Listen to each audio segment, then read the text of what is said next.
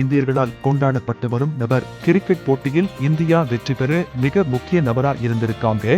அப்படி அவர்கள் கொண்டாடப்படுவதற்கான காரணங்கள் என்ன? கொண்டாடப்படும் ஜெமிமா அவர்கள் வெளிப்படையான சில காரியங்களை சொல்லியிருக்காங்க. அது என்னன்னு இந்த வீடியோல பார்க்கலாம் வாங்க. செமிஃபைனல் போட்டி இந்தியா மற்றும் ஆஸ்திரேலியாவுக்கு இடையே நடந்தது. இரண்டு அணிகளும் மிகவும் பலம் வாய்ந்த அணிகள். இதில் வெற்றி பெறும் அணி நேரடியாக இறுதிப் போட்டிக்கு தகுதி பெறும். முதலில் ஆடிய ஆஸ்திரேலியா 339 என்னும் இமாலய ரன்களை இந்தியாவுக்கு இலக்காக வைத்தது. இந்திய அணியின் தொடக்க வீரர்கள் அவுட் ஆகி வெளியேற அணி தடுமாறிக்கொண்டு இருந்தது. இந்திய அணி வெற்றி பெறும் என்ற நம்பிக்கையும் குறைந்து போனது.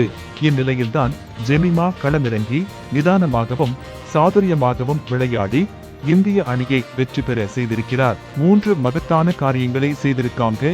முதல்ல 127 ரன்களை தன்னோட அதிகபட்ச ரன்களாக குவித்திருக்காங்க. இரண்டாவது, இந்திய அணியை இறுதிப் போட்டிக்கு கொண்டு போயிருக்காங்க. மூன்றாவதாக, பெண்கள் கிரிக்கெட்டில் அதிகபட்ச இலக்கை சேசிங் செய்த அணி இந்தியா என்ற வேர்ல்ட் ரெக்கார்டையும் செய்திருக்காங்க. இப்படி செய்திருக்கவங்கள கொண்டாடாம இருக்குமா நம்ம தேசம்? ஆனா இந்த ஜெமிமா தன்னுடைய வெற்றிக்கு வேறு ஒருத்தர் தான் காரணம், அவர் இல்லாம இந்த வெற்றி கிடைச்சிருக்காதுன்னு சொல்லிருக்காங்க.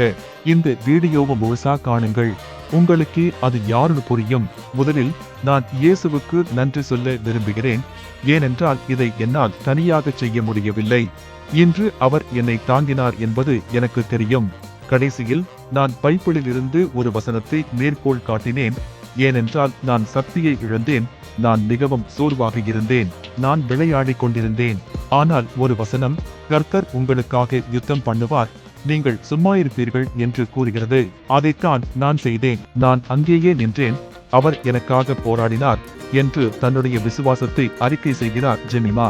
கிறிஸ்தவன் என்பவன் எல்லா இடங்களிலும் கிறிஸ்துவை வெளிப்படுத்த அல்லது அறிக்கையிட வேண்டும். அவனை உண்மையான கிறிஸ்தவன். இதை ஜெமிமா நேற்று மட்டும் அல்ல, அடிக்கடி செய்து கொண்டே இருக்கிறார் என்பதை அவருடைய இன்ஸ்டாகிராம் தளத்திலும் நம்மால் காண முடியும். இதுதான் விசுவாசம். ஜெமிமா அவர்கள் கர்த்தரை விசுவாசித்தார்கள். தேவனே, நான் மிகவும் சோர்ந்துள்ளேன் என்று தன்னுடைய நிலையை உணரும் போது நம்முடைய தேவன் ஜெமிமாவை பலப்படுத்தி இருக்கிறார்.